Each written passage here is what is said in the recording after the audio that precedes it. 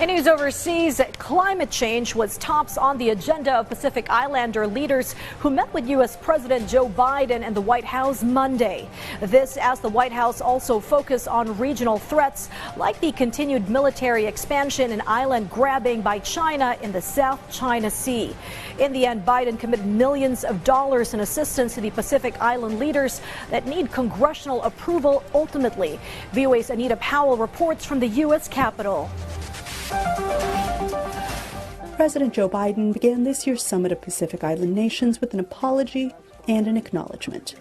First, giving his regrets for canceling a visit to Papua New Guinea in May amid domestic political drama, and then hailing U.S. diplomatic recognition of the Cook Islands and the tiny island nation of Niue. He also focused on the climate concerns identified by the 18 Pacific Island Forum nations and pledged funds for climate assistance and infrastructure. We hear your warnings of a rising sea that would they pose an existential threat to your nations. We hear your calls for reassurance that you never will lose your statehood or membership of the UN as a result of a climate crisis.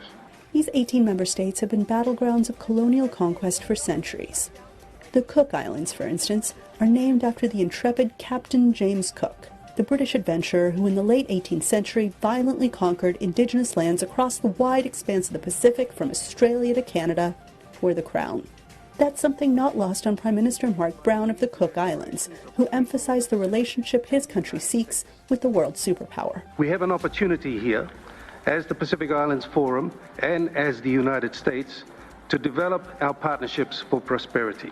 But there's one name none of the leaders uttered in their public comments. Analysts say that China's increased ambitions, such as its security pact with the Solomon Islands, whose leaders skipped the Washington summit, is part of the calculation for the United States' increased engagement. But not all of it.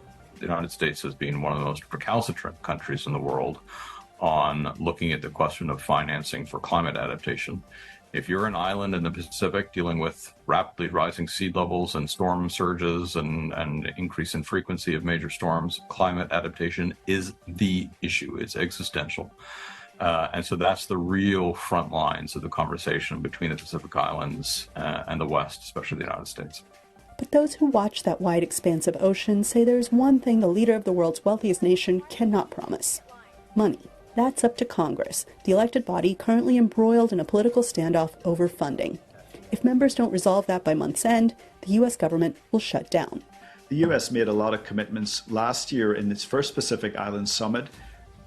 Very sensible ideas, very sensible proposals. The big challenge is that once it went up to Congress, things got snagged, and I think that's the issue that all sort of commitments that the White House makes in this or in anything else is going to face, which is making sure that Congress approves it. These leaders will likely have a chance to discuss that among themselves when they meet again in November without Biden in the Cook Islands.